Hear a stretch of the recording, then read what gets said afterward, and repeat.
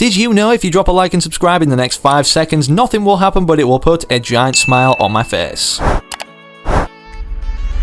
Fortnite Chapter 2 Season 5 is officially over 50% complete, and with that said, despite Agent Jonesy since the start of the season making not only his appearance but making other bounty hunters appear through their own portals that the 0 pointers spat off in various areas, despite the bounty hunter theme of everyone he's brought into the Fortnite world, we still have a lot to learn in terms of the direction of the story or lore for this season and how it's going to affect the next. In today's video, for that reason, I figured we'd go over not only a ton of live event developments that we're going to be seeing soon in more updates that are yet to come, but also a ton of information that's implying it's going to be a large factor affecting the direction of this season leading into the next, and then of course the live events. And believe me, things are about to get interesting now, considering it's unpredictable who Jonesy's going to be bringing through these rift portals next. We've just been surprised with Terminator or T-800 and Sarah Connor, and of course if you happen to pick any of these up from the item shop or the bundle, make sure you're rocking code FriendlyMachine. As an Epic partner, it greatly supports the channel, and honestly I can't thank you guys enough for rocking the code, as this allows me, with the funds earned from this, to give 5 subscribers every single day. So if you want to end up like one of the 5 gifted that I'm going to show very shortly in this video, make sure you're subscribing to the channel, because 70% of you, believe it or not, are not subscribed. And hey, it's free, it keeps you up to date with everything in the loop, no pun intended,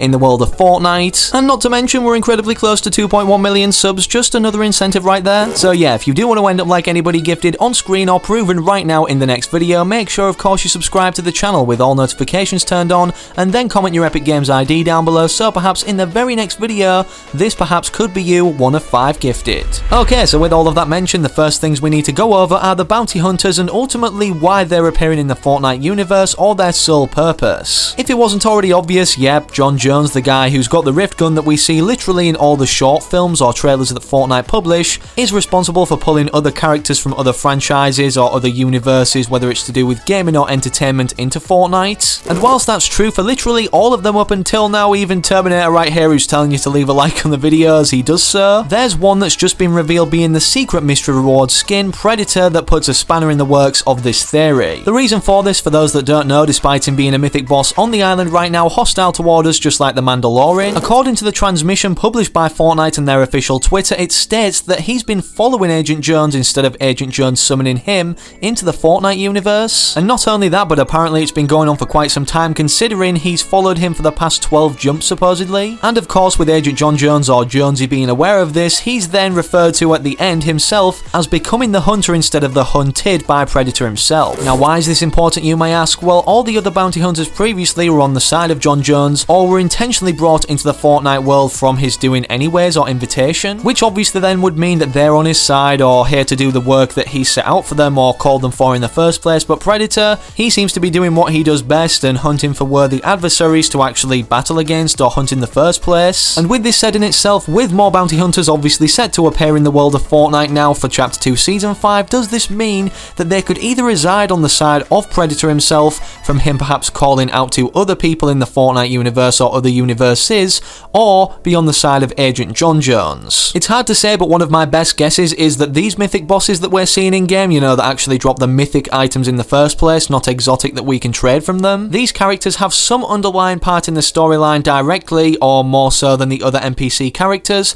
And the reason for me believing this is not only down to the hunt theme of this season, which ultimately it says in the trailer or declares, but we've heard a lot of important developments not only about Mando's spaceship with him being a mythic boss in game, although he's wandered away from it now in this kind of route or direction, as data miners have found that yes, changes will be coming or made to this spaceship, whether it's harvested for material and then built into something else or whatever. And of course, Stealthy Stronghold in itself is kind of like an indestructible structure, meaning that realistically we can't let Predator out unless we walk him through some of the doors that directly lead into it, being very small passageways. And speaking of Mando, despite him walking off and obviously making his way around the island to other areas, Predator seems to do so himself, or has done so previously, as he has his own lair now, what seems to be anyways, involved directly in earning the free emote attached to him where we can remove the mask at Hunter's Haven. And what seems to be here is kind of like a control pad, so maybe, just maybe, he controls this this and maybe moves his spaceship toward this location,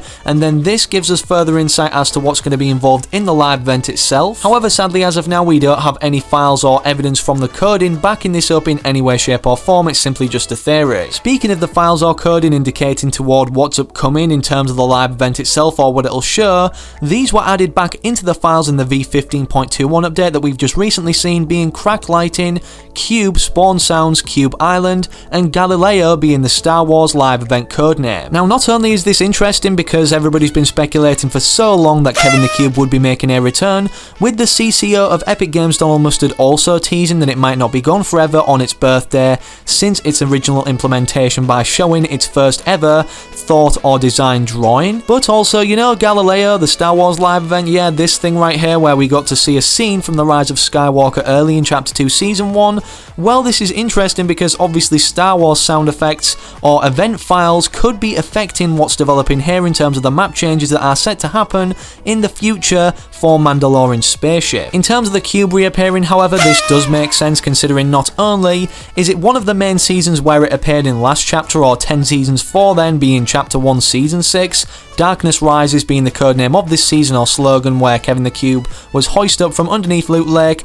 and obviously created for the first time ever the floating island. But as many of you guys may or may not know, here is something that will blow your mind right now. This Fortnite map now in Chapter 2 is slowly reversing, so it seems, into its Chapter 1 state, or where things were positioned in Chapter 1. For instance, all the locations on screen right now are directly showing a complete and perfect placement in terms of where these named locations once stood or stand now. And if we use this information to pinpoint anything else that could be upcoming in terms of talking about Kevin the Cube in itself, this actually spawned, believe it or not, on the outskirts of Paradise Palms, literally so long ago now, being one of the biggest, almost notorious events or happenings in the world of Fortnite overall. And speaking of this particular location on this mountain on the outskirts of Paradise Palms, if we match that location up on this Chapter 2 map now from Chapter 1, it directly lands where the redacted bunker is currently, that we're still yet to see open after literally 5 seasons of it being here. It seems like since Chapter 2 Season 1, when we thought the Chaos Agent was behind here,